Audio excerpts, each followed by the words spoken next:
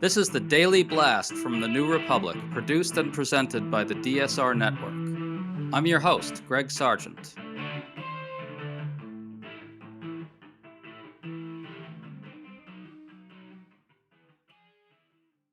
Last week, the Supreme Court gutted a key protection against racial gerrymandering, and Donald Trump is already urging Republicans to capitalize on it.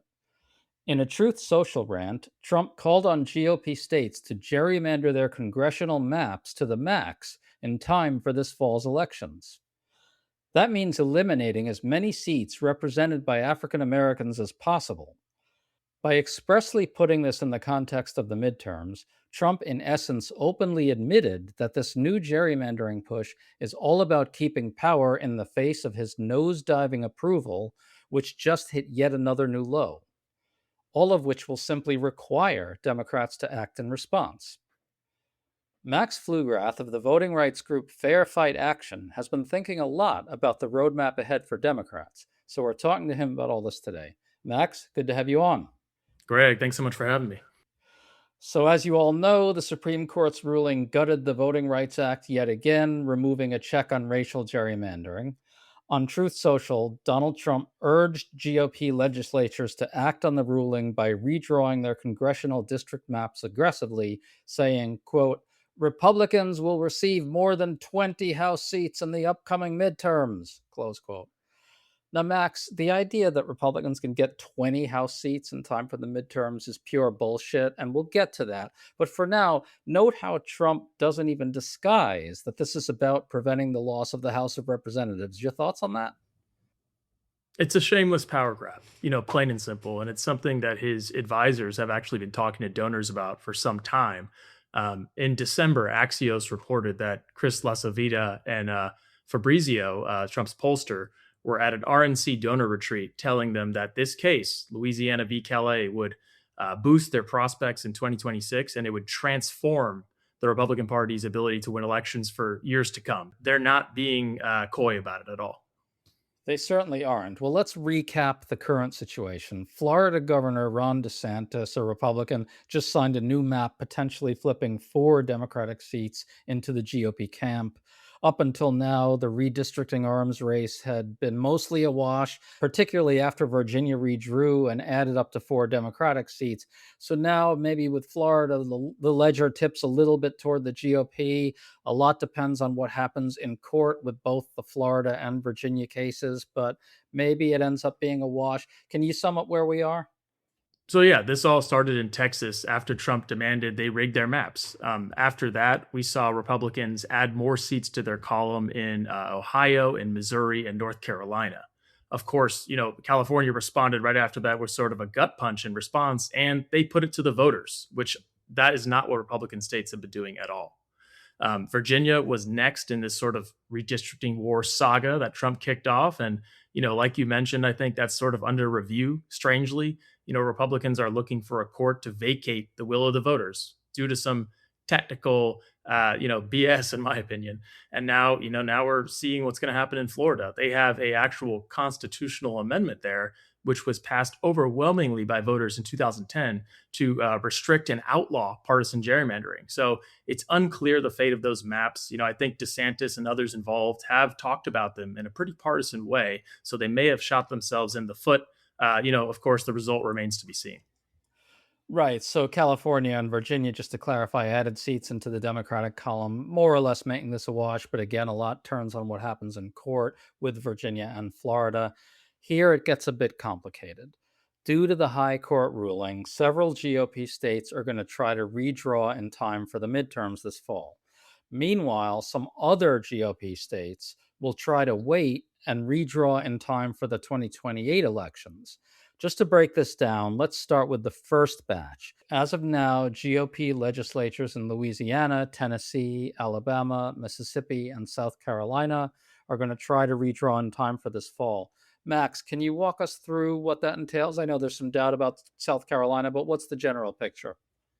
Yeah, I mean, look, they're going to try to ram these maps through, and it'll probably add a couple of seats in the Republican column, leaning it in their favor. But there will be a lot of procedural hurdles they'll have to clear in order to get there. In Alabama, they might have to do some sort of special primary situation, which could even mean they have to vacate results of the regular primary. Tennessee, they're going to have to amend their own laws to allow them to do mid decade redistricting in the first place. And in Louisiana, the governor there is calling them for a special session to redraw that map. Mississippi had already been called for a special session to redraw state Supreme Court maps, but the governor can amend that call to include other maps. So all those prospects are on the table, and they seem to be rushing to do it. And there will be lawsuits all over the place, and it's a little hard to know exactly how this shakes out, but it's possible Republicans get a few extra seats out of this. Yeah, I think that's definitely fair to say. Okay, so now let's go a little further out to the out years. A bunch of other GOP states will try to redraw next year in time for the 2028 elections. What could that look like, and how many seats overall could Republicans pull into their column in time for those elections in 2028? Well, we released a report in 2025, and we looked at all these states across the South and what would happen if this exact ruling were to come to pass. And we found that Republicans could draw 19 new safe Republican seats. So, I think the number is pretty staggering. It seems high, but it all adds up sort of if they go state by state and sort of maximize the amount of seats they can squeeze out of the maps. Right. 19 extra seats for Republicans is basically Armageddon. There could be a number of scenarios which fall well short of that, but are still bad, right? There could be like 10 or 12, right? Yeah, I think up to 19 is a good way to characterize it. Right. So we don't know, but either no matter how this shakes out, it's bad for Democrats. And the sheer naked corruption of all this simply requires Democrats to act in time for 2028.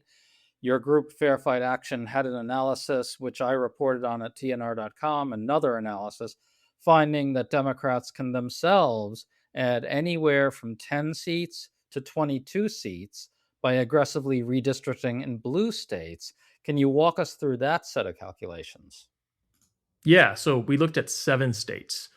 Four of them, Democrats have a trifecta control. They control the governor and both chambers of the legislature. Those are the states where the path is the easiest, and those states total up to 10 additional seats that we found. It's New York, Colorado, Maryland, and Oregon.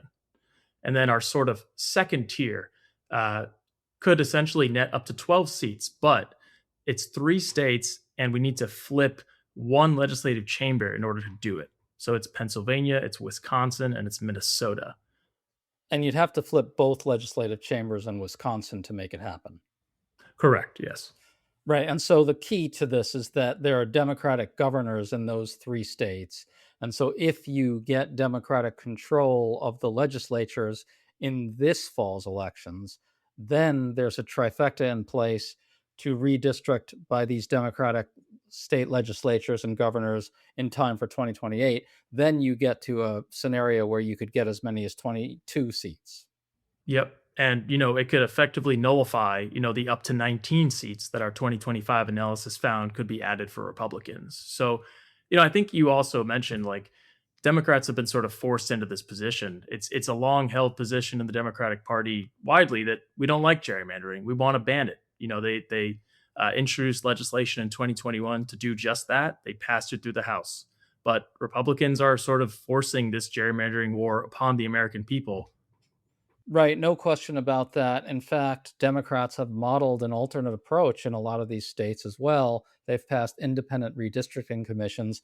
That's a better way to do this. By far, it's fair. Each party treats the other party's voters with respect instead of with disrespect, which is what gerrymandering does.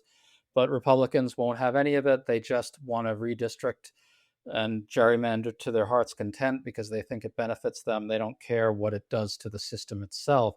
I want to underscore this point, though. It's the state legislative elections this year that have the impact on what Democrats can do next year. And that's really essential for people to get. State legislative elections suddenly got much more consequential. People really have to get out and vote in these things because flipping state legislatures now makes it possible to negate the Republican advantage later, right? Yes, absolutely correct. So, they're going to be an outsized importance in these state legislative races. And, luckily, I think that's beneficial for Democrats. Widely, We saw a bunch of special elections for state legislative seats across the country last year. Democrats won all of them. So, we're entering an environment where Democrats are poised to win because people widely, whether or not they are Democrats or they support Democrats, usually they're very fed up with what's happening here, and it's being driven by Trump and the Republicans in Washington. And that's why we're seeing this effort to rig the maps. They don't want to face the voters in a fair election. To stay up to date on all the news that you need to know, there's no better place than right here on the DSR network. And there's no better way to enjoy the DSR network than by becoming a member. Members enjoy an ad-free listening experience, access to our Discord community, exclusive content, early episode access, and more. Use code DSR26 for a 25% off discount on sign up at thedsrnetwork.com. That's code DSR26 at thedsrnetwork.com/buy. Thank you and enjoy the show.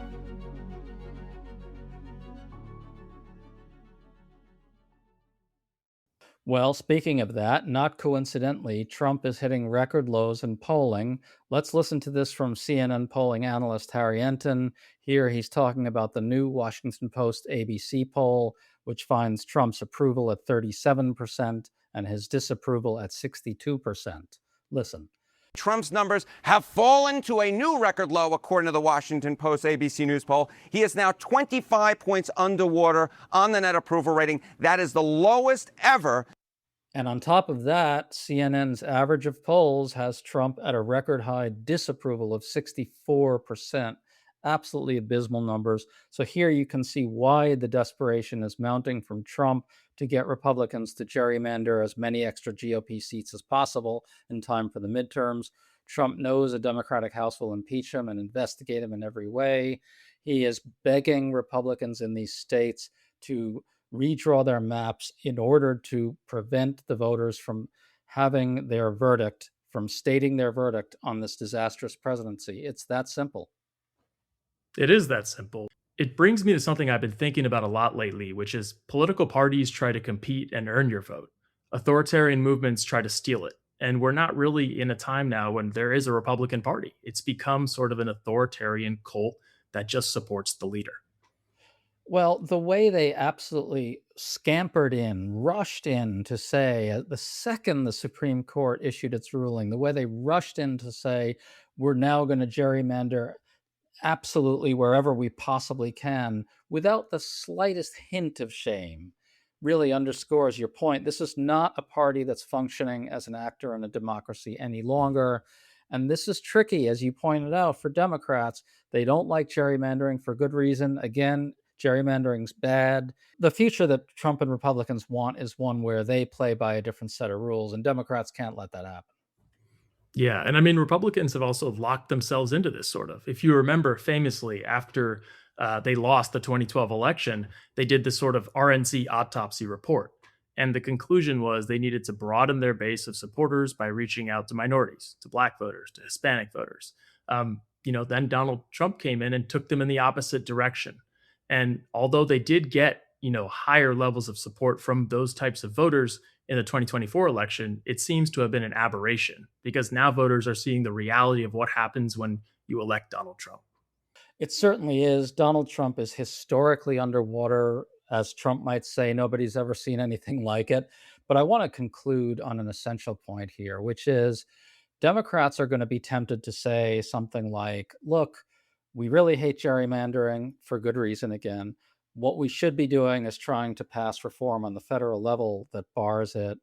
So maybe we shouldn't really gerrymander ourselves. But the point is, they don't have to choose between one or the other. They should adopt a two-track approach here. One track is perpetually, always offer the option of ending gerrymandering for both parties with federal legislation. If Republicans want to join in doing that, great, let's do it, right? If Republicans don't like the fact that Democrats are gerrymandering in response to what they're doing, let's end it together. Awesome, let's do that. But meanwhile, if they're not going to end it, if Republicans won't agree to that, Democrats have to forge ahead in these states. In fact, that makes it more likely and not less that Republicans ultimately end up agreeing to some kind of peace, some kind of detente. They'll never agree to any kind of detente if Democrats roll over and take it. Can you talk about that? Republicans have forced Democrats into this position because they have sort of brought a new weapon to this fight, which is unmitigated, blatant gerrymandering.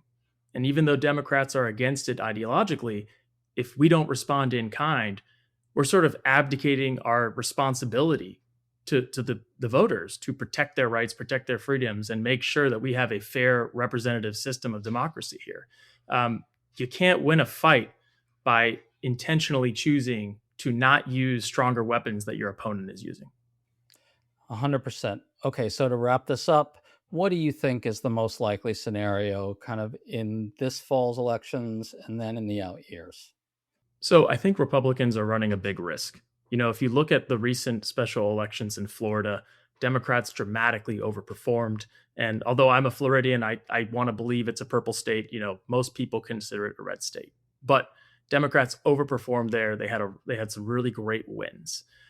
If Republicans take up this aggressive map redrawing approach, map rigging approach across the country, they may see Democrats overperforming.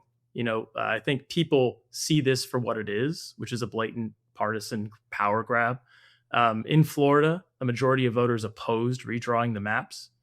And so when you combine sort of this rigging the game with everything people are seeing and living through, whether it's higher prices, higher gas prices, the chaos and death of the Iran war, ICE harming people all over the country, I think they're going to vote for the people who aren't doing those things and who want to stop doing those things. So I think Democrats can overperform. I think they could take back Congress. And once they do that, I think they have a real center of federal power to obstruct, slow down, and mitigate all the harms that are being done to our country.